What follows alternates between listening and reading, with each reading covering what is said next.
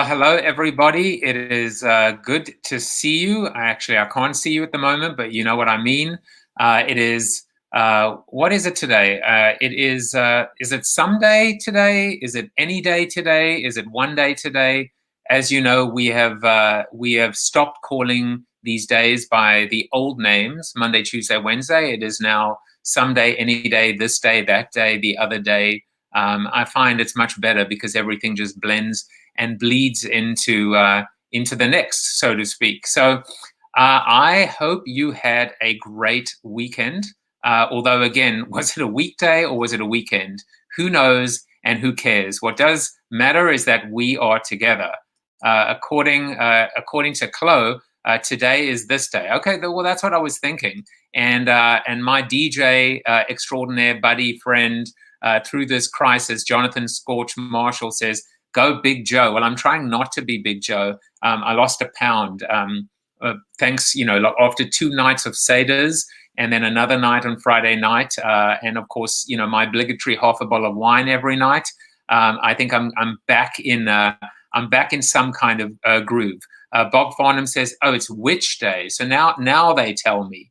And Ritesh said he just watched a rerun of the 2015 Chelsea versus Spurs game was that the one when we won 5-3 or something like that? The fact that we won is good enough.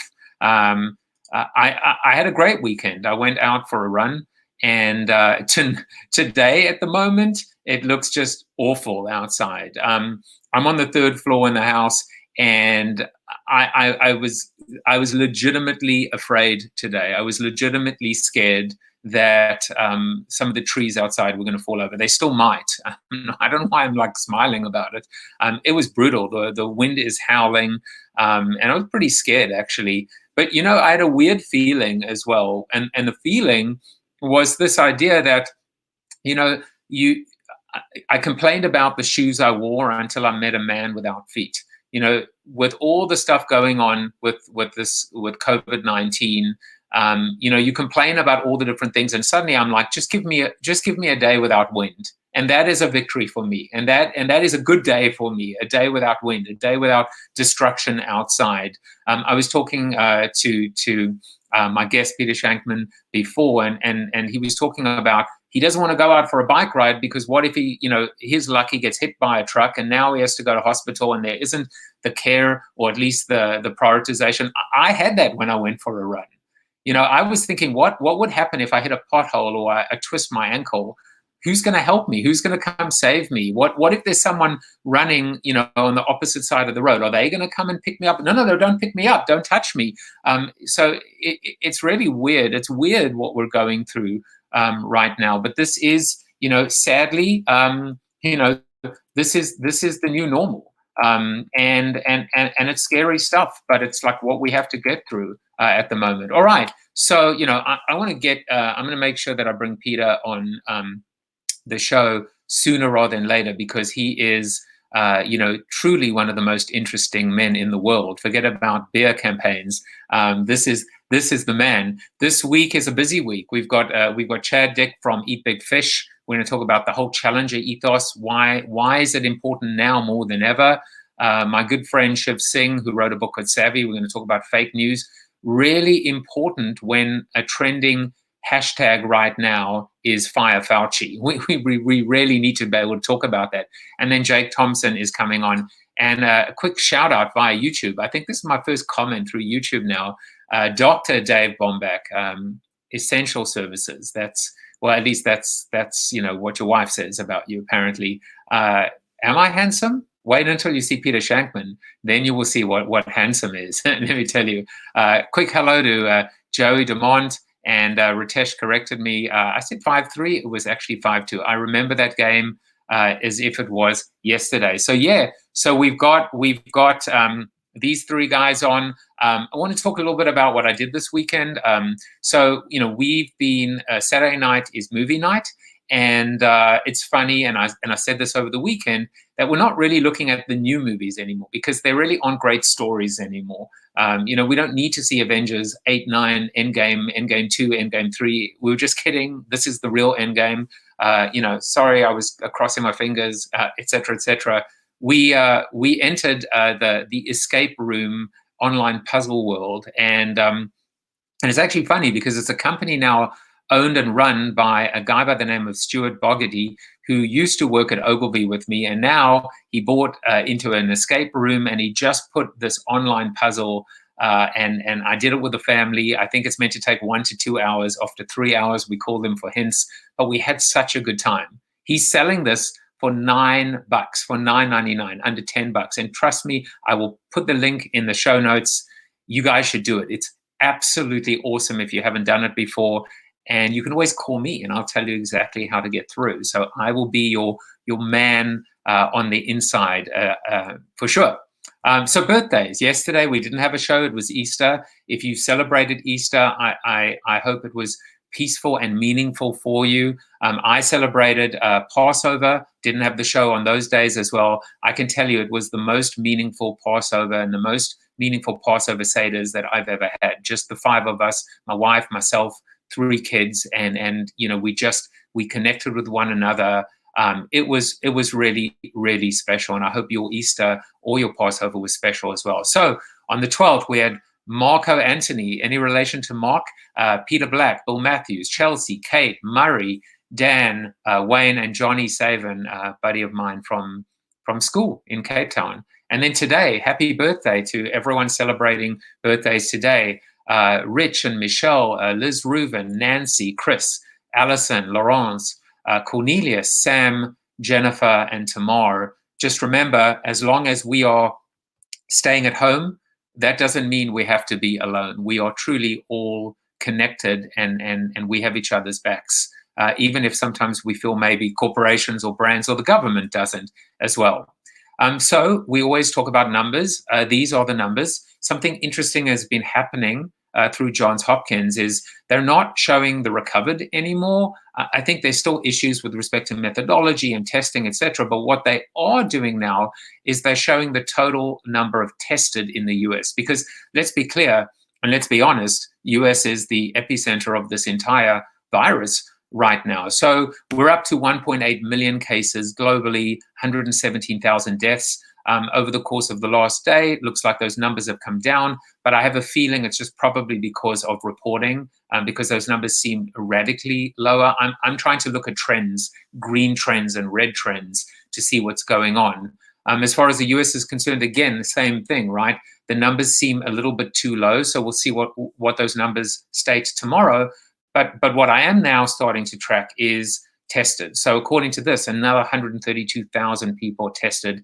And of course, we know that we're going from being tested to testing for antibodies, to testing for immunity, to being able to test if, in fact, the virus came and went, and we didn't even realize it. So we seem to be moving beyond just this idea of do we have it? It's more important, did we have it?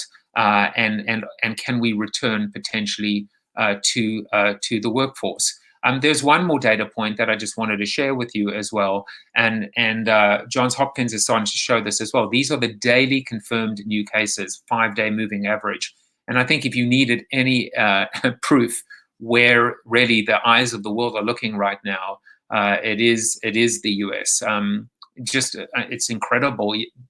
Bigger market, maybe, sure. But then again, you know, we're looking at, there are other slightly bigger markets, I don't know, like China, like India, like, you know, etc. So something that I think is important to share as well.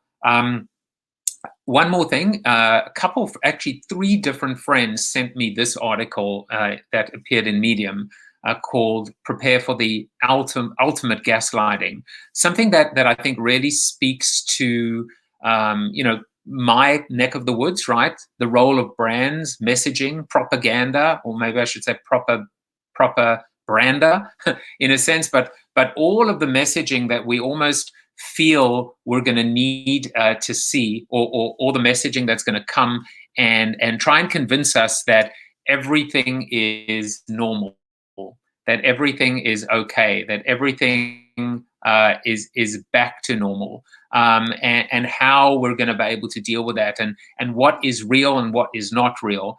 And you know, so what I'm doing with the show, because because I really can now, and it's a fantastic thing to be able to do, is I can give you my take on the article, but I can also try and bring the author of the article onto the show. So I've reached out to him through his website and through LinkedIn, and hopefully he responds, and I'll bring him onto the show and have a conversation with him. And so please, if you're out there, if you see something that you want me to speak about or speak on or talk to, even if you want to do me the favor and contact the author and connect us, I am here for you. I'm here to be able to further and develop conversation and debate and discourse around things that we care about. At the moment, it's still a bit of a potpourri, a smorgasbord, right? I'll sing to you, I'll talk about what I did this weekend. But ultimately, what I want to be able to do is talk about substance, talk about marketing, talk about business, and the business of marketing, the marketing of business, so on and so forth. So I'm almost ready to bring on the man of the moment. But a few different comments came up as well. Ritesh said, "Love that article. Read it this weekend." And there's Wendy. Hello, Wendy. Happy Monday to you. It's not Monday. It's this day or that day. And Michael Donnelly, proper brander. I like it. Yeah, I just made that up right now. You would know that because it's so bad, I suppose. And hello to Stephen Rubin. And then a couple more comments. David Bombach said, testing 10,000 asymptomatic people to see who has antibodies will be very revealing. I wonder if that means you're testing them or maybe the hospital that you work at as well, or that's just going on in general. I think that's what you are referring to. But yeah, I mean, we've got to check, we've got to decide, and we've got to see what's happening. I had a friend that actually donated plasma, and I think whatever the count was meant to be, which is considered to be immune, let's say the count was 200, she was 2,000. And so that's going to be very interesting if now people are developing antibodies that not only are rendering us immune, or at least the people that were once sick, but actually the ability to help others. So something certainly to look forward to. So Ritesh, I'm going to give you the last word. And he just said his accomplishment of the week last week was homemade lamb bunny chow. Ritesh loves to post photographs of his cooking, but I did see now that a major pork plant went out of business. I'm not sure what Ritesh is going to be doing, but we'll figure it out. So it's time for Peter Shankman. Now, let me tell you something about Peter. First of all, if you don't know who Peter is, shame on you. I slap you on the wrist. Peter's a guy I've known for a long time. I think I probably met him when he created something called Help a Reporter Out. Ultimately, this is what Peter's about. He's about helping people. He's about connecting people. He just took on a new position, which is Futurist in Residence, an agency called Epic. He's written 5 books, one of which is a bestseller. I'm now nervous because I've written 5, so I better get writing because, the battle, the gauntlet has been laid down. And he's also the host of the Faster Than Normal podcast. But I'll let him talk about it. Welcome to the show, Mr. Peter Shankman. Hello, sir. Great to be here. Good to see you again. And we saw each other, like 13 minutes ago? No. And this episode of CoronaTV brought to you by Peloton. I think you are the face of Peloton. I God help them if that's true, but I do have a pretty serious addiction. Yeah, I mean, it's talk about, it's funny how some brands have just ended up with their proverbial tushies in the butter. Some brands got lucky, right? Manufacturers of moss. It's funny about Peloton. They've been like waiting for this moment. This is their moment, right? But my first and only job in my life, where I worked full time for a company, was back in the 90s. My first job at a college, I helped found the newsroom at America Online. And I always tell the story. I learned so much from the people there, and it was the 90s. And so I was outside in front of the building having a cigarette because it was the 90s and smoking was healthy. And I was there with a guy named Meyer Burlow, who you may know as he was the head of advertising at America Online. The guy, like, he was the disc, the free discs. He was everything. And we're sitting there and having a smoke, middle of winter or whatever, and a car pulls up, and these like 6 or 7 people get out of the car, and they run up to the AOL logo in front of the building, a little running man, and they hand me a camera and they say, "Can you take a picture of us?" I go, "Okay." Take the picture, and they get back in the car and they leave. And I turn to Meyer and I'm like, "What the hell was that?" And he goes, "That was brand loyalty." He goes, "I guarantee you that those people never met in real life until like today or yesterday. They met online at AOL. They took their week off and decided they wanted their vacation to be going to the mothership and seeing where it all started." And I never saw that level of brand loyalty from 1995 on until Peloton. Until I'd go to a 6 a.m. class at the studio and there'd be 20 people outside at 5:30 in the morning posing in front of the, never saw it.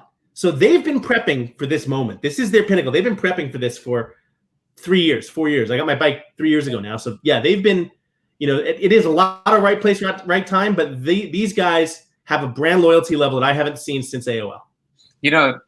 One of the growth pillars in Built to Suck is this idea of custom obsession. And one thing I've been saying now is custom obsession leads to obsessed customers. It's a two-way street. We have to be obsessed, over and on, as I say, customer service, custom experience. It's so weak, so passive. But if we're obsessed on our customers, guess what? Chances are they may return the obsession, hopefully a healthy one. And that ultimately drives brand loyalty, growth, equity, etc. Well, I say that all the time. I say you get the customers you want simply by being awesome to the customers you have. And you've written books on that. I have indeed, early enough, yes. So I want to take a step back and you're smiling and I saw your beautiful daughter earlier who I said could come on the show anytime. Also love your Instagram feed. When you're not skydiving, you're being a good dad. But I think the first question to ask you is how are you? How is everything going? You're in New York City right now. How are things going? New York is hurting. I grew up here. I was a born and raised New York City public school kid, and we actually have a name for us. We're called Boroughbreds. And we grew up here, and I grew up here, and I've seen New York like this one other time, and that was after 9/11. And there is a pain that you feel on the streets. People are dying. It is very somber. You go outside, and the only time I really go out now is twice a week to either drop my daughter off at her mom's or pick her back up again. And it is a different New York than the one I knew 2 months ago. From a perspective of just a city dweller, it's very sad. But I have no doubt we're going to come back. We always do. We're in New York. We're going to come back. I guess the problem is the worst problem is that every day I live on the 56th floor of Manhattan, and I'm looking out my window right now, and every day I look out my window, and I live next to 9th Avenue. I see 9th Avenue going all the way up past Central Park, and it's the right now it's 250, 218 in the East Coast. The traffic will be starting to build for the ride home in the Lincoln Tunnel, and the street's dead. The street's just empty, and it's very unsettling. And you hear right now, I hear the sirens. That's pretty much all you're hearing. And it's, but I like to look at it along the lines of I'm hearing the sirens, and that means that they're trying to help people, and Mr. Rogers said, look for the helpers, right? And they're trying to help people, and we'll recover, and I'm very, and then I stop and I think how fortunate I am. I haven't gotten sick. I've lost a couple of friends, but I haven't gotten sick. My daughter hasn't gotten sick, and we're doing as much as we can, and we're taking as many precautions as we can. And, I'm fortunate that I we're here, and we'll get through this. And it's just, my heart goes out to those who have been sick or who have lost someone. And, I'm just trying to do whatever I can to help people. That's really all we have, right? At the worst possible times in humanity, the only thing you really have that you can do, I've found, is just to help people in any way, in any, if this helps someone, I've done my job today. Yeah, and I mean, like when I reached out to you, you didn't hesitate, and you've never hesitated. That graciousness and that kindness, that generosity has been part of who you are. I wouldn't even say it's an insult to say it's part of your brand, because brand Shankman, it's a part of who you are in terms of a person. And I think I want to get back to that in a moment. I was going to say that as someone who was in New York as well over 9/11, and someone who's I'm a Metro North ride away from New York City.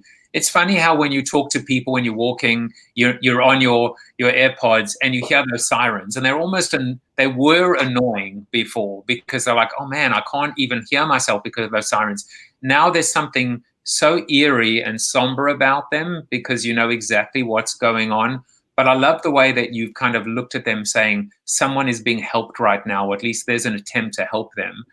It's a more positive, not spin, but it's a more positive way to look at it.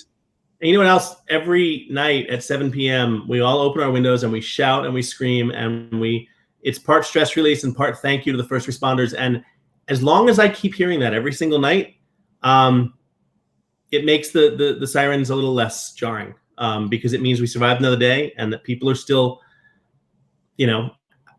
out there. I remember I thought it was kind of like in the beginning, it was like I Am Legend, right? Like, Will Smith walking around going, I can provide food and shelter.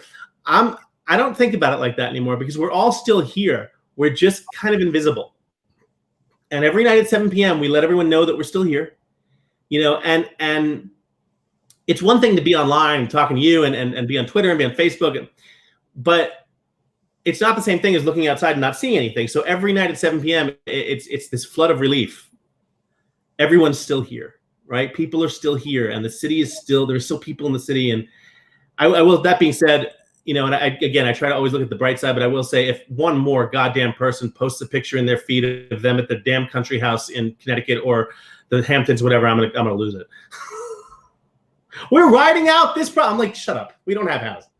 Yeah. But it is what it is. And I'm thankful that I can't do much, but I can do something, Well, the only photo you might get from me today is I hope if a tree doesn't go down, but let's hope you get nothing from me. No, I'm not talking about you. You live there. I'm talking about people who live in the city and they escape to their houses in Southampton. Or give me a break. Yeah, exactly. It's tough today. They ran out of fat-free milk, but anyway.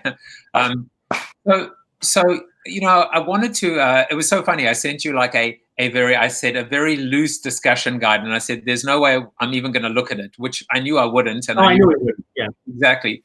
I wanted to talk. I don't know that certainly if someone my audience is meeting you for the first time, one thing they wouldn't know about you is ADHD.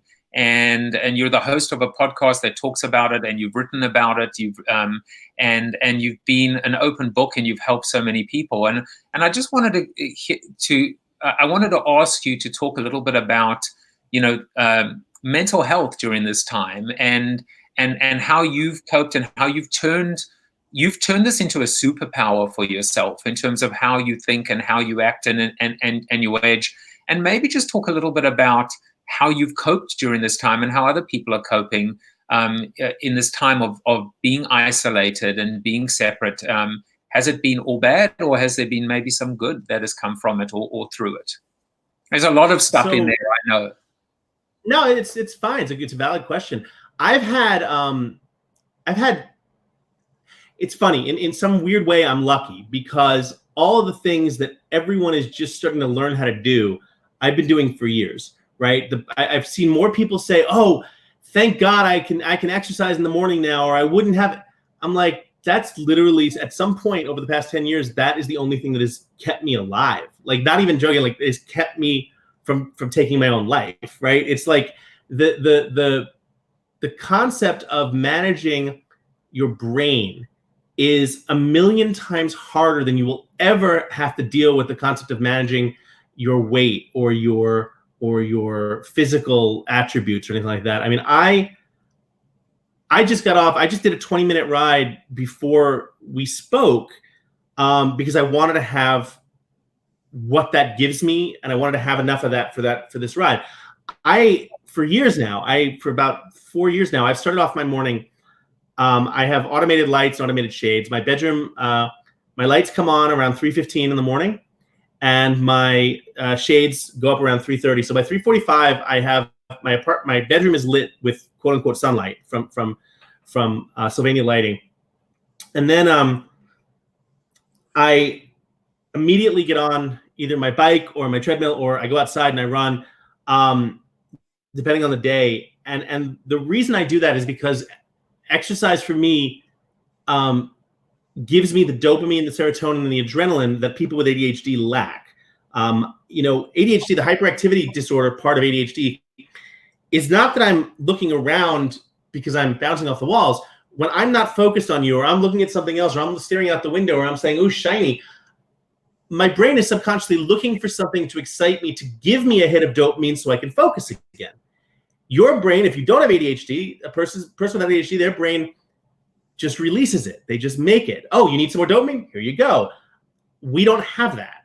And so because of that, I have to plan out how I'm going to get it. Some people take meds for it, which I'm not against. I'm not anti-med. I just don't think it should be a first line of defense. But so for me, I sleep in a pair of bike shorts and socks, and I wake up and I put my heart rate monitor on, and I'm on my bike 10 seconds after I wake up because it's right next to my bed, and I get my workout in, to the point where my daughter has seen me on days where I haven't done it. She goes, "Daddy, did you ride your bike today?" I go, "No, honey, I was going to do it tonight." She goes, I know, you're not smiling as much. And so, exercise for me has literally saved my life, both mentally and physically. And it's just so funny to see people start to realize that now, and start to realize how when you're trapped in your apartment, even the simple act of walking down the street or walking up the stairs or whatever produces dopamine. And if you don't have that, it's amazing to see what people start to realize. Wow, I worked out for 20 minutes and I feel incredible. I'm like, that's what I've been saying for years. And so especially now, I am so reliant on the exercise and the data that I get from it. Not only to make my ADHD work to my advantage, but to keep me happy and to keep me getting through this. And you got to realize, Joe, I'm the kid who, growing up, the only time I ever ran, right, was by pressing X on a controller. I mean, I did nothing physical. And about 15, 20 years ago, I had an employee of my first company that I started. She said she was a runner, and she forced me to go out with her and run one day. I ran about half a mile, nearly dropped dead. But I felt this thing in my brain. Wow, I feel really good. And that was the start. My ADHD is a hair's breadth away from addictive tendencies. And I don't do things halfway. People with ADHD like me, I only have two speeds. I have namaste and I'll cut a bitch, and there's no middle ground there. So I have to exercise. I have to work out. My trainer, who I used to see 3 times a week in the city, we now work out via FaceTime 3 times a week at 5 a.m. And I just get it done. And I get it done because it saves me. And I'm not perfect. I will occasionally, instead of working out, eat an entire pizza, because there is no leftover pizza when you're like me. There's the pizza, and but that's how you get through, and you try to do the best you can. But yeah, exercise has saved me, and I encourage everyone, if you're getting through this and you're on your own, and try doing something physical. It'll change you. I mean, I remember seeing your Instagram story. You were in the gym at 4:30 or 5 a.m. And this was at a time when there was no one out, because this was almost before that shelter in place, that lockdown essentially occurred. But you were there pretty much you were one of the last people, if not the last person, to set foot in that gym. And I saw you do it. And the beautiful thing about it, so many things are going through my mind right now. One of them is, I don't care that this is meant to be a 30-minute show. We can go 40 minutes because I just so enjoy talking to you. But one of the things is, you don't realize this is the opposite of the bad social media, where people are saying, "Oh, look at my life in the Hamptons, right, in Southampton, slumming in Southampton." You don't realize the people you touch when you inspire and when you help and when you actually put that energy out and that message to the world. And I have to say, Jason just said, "Wow, I have ADHD, and this is the most true fact I've ever heard and can relate to." Wendy said she was spinning for nine years at 5 a.m. and then the place shut. Wish I could afford a Peloton. Wendy, if you listen to the episode with my sister, you can subscribe to the Psy Club if you have a spinning bike and do it yourself, or look at some alternative. Yeah, Peloton's giving the app. They're giving full access to the app free for 90 days. There you go. So that's another option. And Steve said, thanks, Joe. This interview is amazing. The reason why the interview is amazing is because Peter is amazing. You know, Peter, this has been like a growth thing for me. My wife basically said to me, she was like, stop talking so much. Let your guest answer the question. So I'm trying to do that today. And it's killing me to keep quiet. But I see how right she was. So, you know, you're on a roll and I'm loving it. And I feel like I'm one of the lucky listeners to hear what you have to say. I just think at the end of the day, you know, it started with what you said. The bar is so low, not just for customer service, but pretty much for everything, right? We just expect so little. We expect to get so little, whether it's, you know, I mean, let's face it. How many of us, we get news alerts on our phones and it's no longer, here's a breaking news alert. It's, oh, fuck, what now? You know, and so there's so much crap out there and so much bad news and so much, you know, hostility. I don't see the point in trying to join that. I'm just doing my thing. And if my thing happens to help people, then that's a win, because I just believe that you get more out of the universe if you put good stuff into it. That's literally it. And I know it sounds hokey or whatever, but I don't see the point in being negative. There's so much negativity out there. We can find it easily. I just try to be positive. And that's not to say I don't have bad days. I have shit days, a lot. But you figure out how to get through them, right? And whether I exercise again, or I just hug my daughter, or I hug my cat, whatever it is, you try to let it pass through you, because life's just too short. I really believe that life's just too short. I guarantee you, I lost 2 friends so far to this horrible virus, and I guarantee you that if either of them were given their time back, you'd never see them upset again, right? I don't know. I mean, maybe I'm full of it. I don't know. I just think, you know what? As a bit of a joke, on April 1st, I announced that Trevor Noah would be on my show, and almost every day since I've said, oh, Trevor's going to be on. Oh, I'm sorry, he just called, he cancelled. I have been tweeting him, and I've also been emailing the folks at CAA and his PR agency. I haven't got a single response. I'm not giving up on my countrymen coming aboard. But what I did do yesterday, when I went for a run, I started listening to Trevor Noah's the interview on Howard Stern. And, you know, I actually tweeted Trevor yesterday, even though he still hasn't responded to me. And I said, I have one criticism about this interview, which is I can't listen to this on a run because I need a pen and paper. There were so many pearls of wisdom. And one of them is the advice that he got from Jon Stewart, which is don't be angry. Don't be angry. Life is too short to be angry.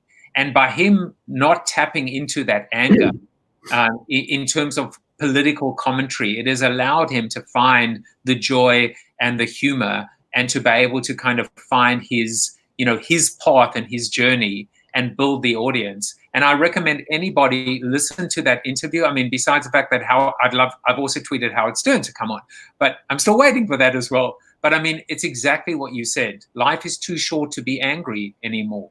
Maybe that's one thing of this.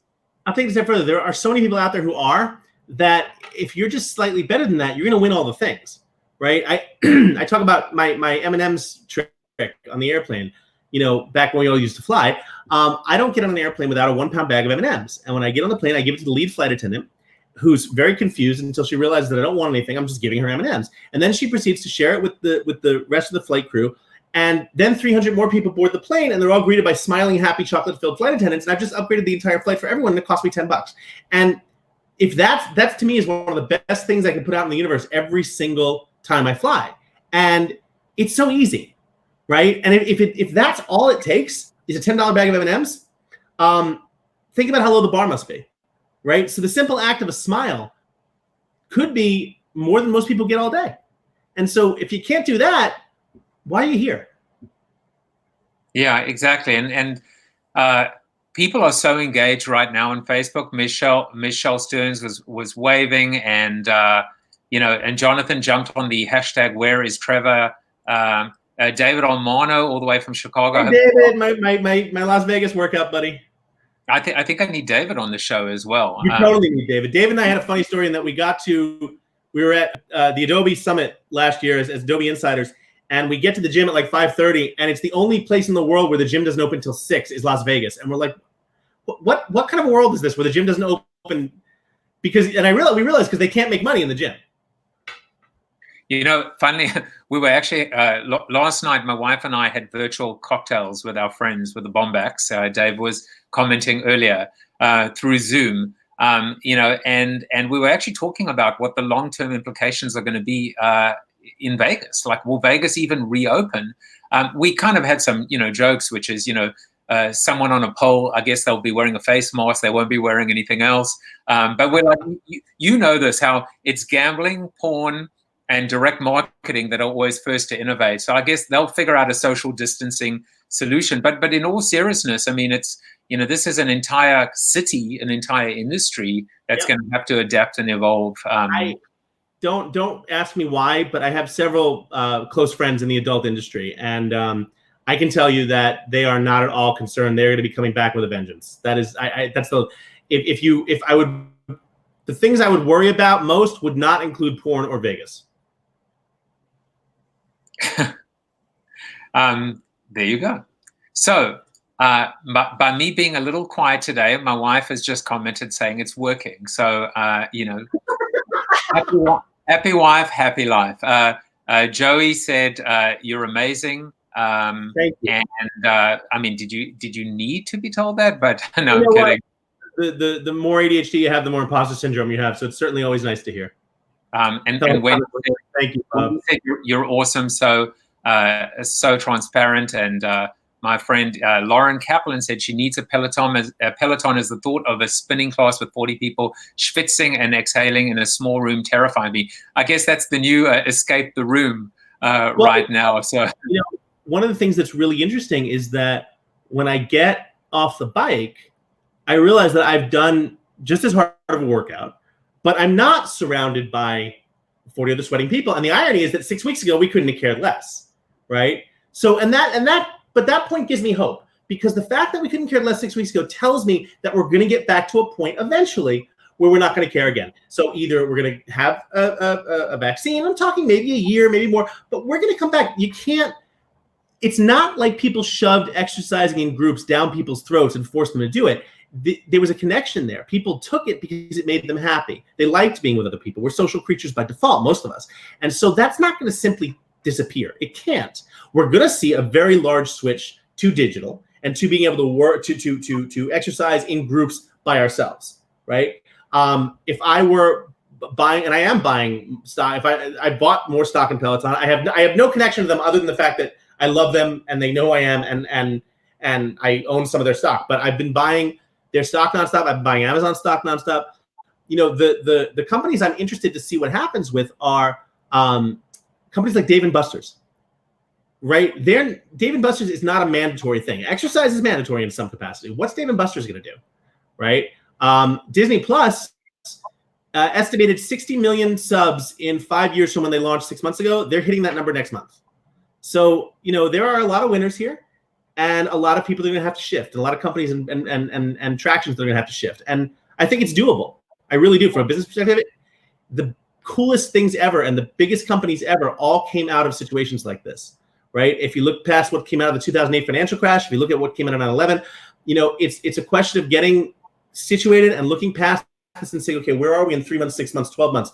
As a futurist at Epic Marketing, that's what I do. And I've been thinking about this stuff nonstop. It wouldn't surprise me if we start to see a push towards a 4-day work week, right? With a 5th day optional type thing. So we're going to see a lot of fascinating changes, and I'm excited for it. It sucks what we're going through, but I'm excited for I have hope for the future. I really do. Yeah. And then of course, I mean, there are industries like the cruising industry that is, I mean, I just don't know how they come back from it. And maybe the best thing for them to do is almost accelerate their own demise in order to figure out some kind of a pivot, because taking a hand up from the government is not going to, they've gone through PR nightmare after nightmare after nightmare, from salmonella and now almost being a captive on the actual cruise, to what happened with that poor grandfather, or just with a poor child. Yes, that is a tough industry. I had Andy Stewart, the CEO of Norwegian Cruise Lines, on the podcast a couple of years ago, and he was talking about innovations that the cruising has gone through. And I think that one of the things that if they do want to come back, I think we're going to see some innovations in healthcare and have that merge. I always think back to Star Wars or Star Trek episodes, Star Trek Next Generation episodes, where Dr. Crusher takes a wand, waves it over you, and is able to see immediately what's wrong, right? Okay, this bone's broken, you have a fever, this, that, just by waving a wand. And that's not really so far off. I mean, our cameras, imagine if our cameras can take our temperatures, right? Things like that. Then if that's the case, then imagine a bar, as you walk out of, as you land in Tokyo and you walk into immigration, your temperature's being taken automatically, right? And we're okay with that now. So I think we're going to start to see things that we used to think of as invasive that aren't as invasive anymore in our mindset, right? I'm not saying that's going to save any industry, but I think we're going to become more accepting of things like that, in terms of, okay, yeah, that's the temperature reader, or that's, whatever it is. And I don't know enough about medicine to know what that's going to be, but I think that we're going to see more of that to try to preemptively prevent these things in the future. It's interesting because Ritesh was just commenting and really talking about how, in a way, that this push to tech has almost put downward pressure on customer service, that we've kind of sacrificed or lost our humanity in the process. And I'm not necessarily sure that is always the case, because ultimately the winners will find a way to balance technology and humanity, find ways to cheat using technology. But I do think at the same time, going back to the thing that you just spoke about, is there are going to be ways that now technology becomes something that we saw as obtrusive before or invasive before, now becomes actually a boost or boon in terms of helping us, and even this contact tracing, dealing with issues with privacy now and Big Brother, etc. Wouldn't it be a lot more helpful to know if, God forbid, you are infected with something, who you've been in contact with, and figure out a seamless way to be able to get the message out? And let's face it, privacy died 40 years ago, right? And I respect the hell out of Ritesh. I think that to his point, there are companies who have been able to do that very, very well, to merge the two. I look at a company like Verizon, right? I cut the cord about a month ago. Star Internet finally showed up in my building, and it's amazing, $50 all in. And canceling was a nightmare, right? Canceling Fios was a nightmare. And you go online, you hit this button, and you have to call this number, and you finally have to talk to someone. And I get that they do that deliberately, but what they don't realize is that that's a bad use of tech and human services. If you look at the concept of, I hate talking to people, right? In a perfect world, I'd be able to do all my business, phone, cell phone, whatever the heck I have to do, flights, without talking to people. And companies that understand that and give me that option, but also have a person available when I need them, those are the ones that are going to win.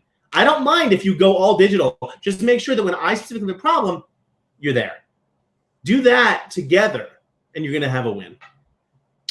So we are, listen, please come back. That's the only thing I can come back. But we are, as always, because I want to give our little Zoom crew 15 minutes, hopefully, with Peter. So if you want to ask Peter a question, I'm just going to be quiet on the after show, much like I have been, or trying to be now. But really, take an opportunity to hang out with Peter until about 3. Peter, the most important thing that I always like to end with is, and it really is so natural to you because you're all about helping. What advice would you give people out there, whether they're, they were keynote speakers or public speakers or writers or consultants, freelancers, part of the gig economy, or anyone, quite frankly, that are suffering and struggling right now at home? What advice would you give them in terms of what they should be thinking about or doing, or just that boost that they need now and hopefully coming out of this? I think a few points. The first thing I'd say is, if you're not taking care of yourself first and foremost, nothing else is going to matter. So even if it's, I get that people are worried and concerned. I am, everyone is. But there's no excuse to stop taking care of yourself, even if it's something as simple as making the bed one day, right? Getting up and doing something. Physical activity, eating healthy. This isn't an excuse to raid the fridge. I actually have a sign when you open my refrigerator. It actually says you're not hungry, you're just bored. And I put that up last week because, that's where we are. But so the first thing is take care of yourself. And the second thing, no matter what the crisis, there are always people in the world with resources. Okay. Knowing that, understand that people with resources tend to distribute opportunities to people they trust. How do you become trusted? Offer help. Not enough people offer help. Put help out into the universe. That makes you trusted, and people with resources tend to offer opportunities to people they trust. Well, it's beautiful. Not only is it beautiful advice, I'm taking it straight to heart as well. It's why I created CoronaTV. It's what I'm trying to do right now. People have asked me, how do I intend to monetize? I go, I'm not worried about that right now. In fact, Peloton just sponsored this show for free today, and God bless them. You realize in this crisis of bets a little bit, the Corona beer is going to send you a C&D without like 5 seconds hesitation. Yeah, don't worry. And when they do, I'm going back to calling this Jaffe Juice TV, which is so that's my gift. My gift is I did about 150 episodes of Jaffe Juice TV, and then I just stopped for whatever reason. I was going through work challenges, etc. And guess what? It's back. So Susie Weitzman, you have the last word, and then I get to thank Peter. Every day brings love, light, and energy to my life. It may sound cliche, but it works for me.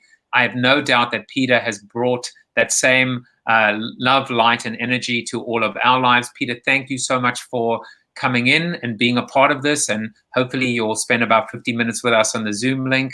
And for everyone else there, as I say, even though it's the Jerry Springer line, take care of yourself, take care of each other. And of course, I love you guys. And I will see you tomorrow. Take care. Bye. All right. Bye-bye.